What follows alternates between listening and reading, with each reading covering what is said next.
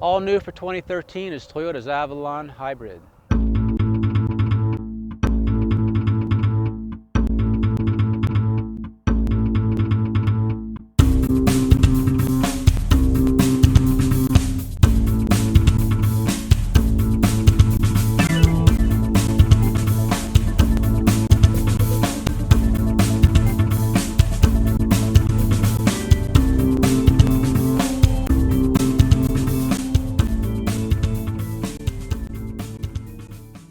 Toyota has been very proud about the Avalon. The car has been completely redesigned. The sheet metal is a lot more appealing to the younger generation. With the gas plus electric, the electric torque is significant. It has almost 200 pounds-feet of torque just from the electric motor kicking into the gas engine. Stickering just around 37 and change. The car starts at 35.5 roughly.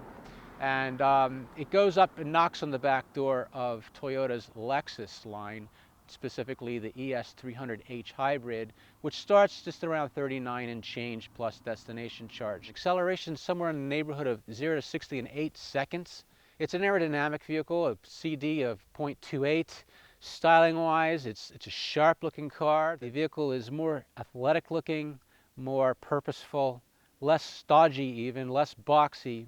This car was designed with input from a design house in Newport Beach, California, as well as from Michigan.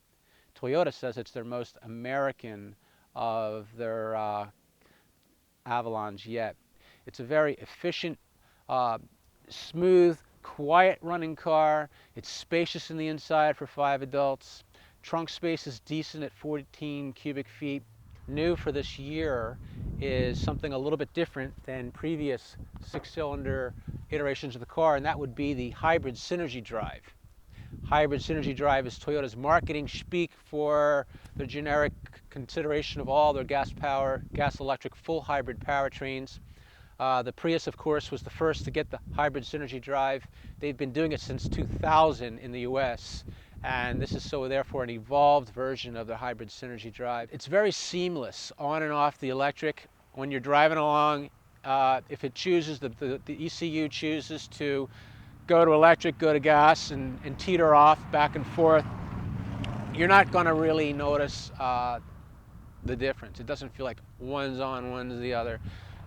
They've done a very good job of smoothing out the power pulses from the two different independent power sources.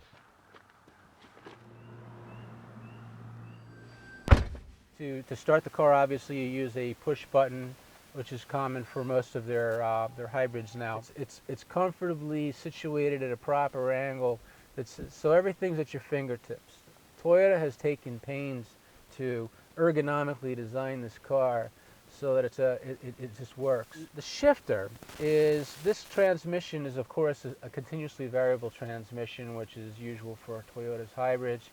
They do simulate a kind of manual override, and they have a sport mode for this vehicle, where when you put it in drive, you are able to move the lever over just a little bit, and immediately a tachometer shows up in your center instrument panel, and you can pretend that you're going through shift modes. You can downshift to S1, S2, S3, which would correspond to an arbitrary selection of a gear ratio in the CVT to simulate a first gear, a second gear, a third gear.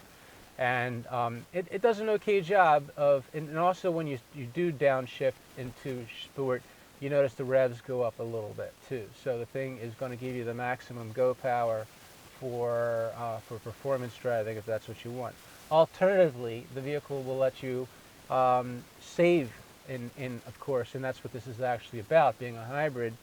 You have an EV mode, you have an eco mode and a sport mode to toggle through, which is this basically alters the fuel maps and the power settings to allow the car to squeak by on the least amount of hydrocarbons possible. It's well packed with technology and safety features, and it's a very comfortable car to sit in and drive, capable of going coast to coast.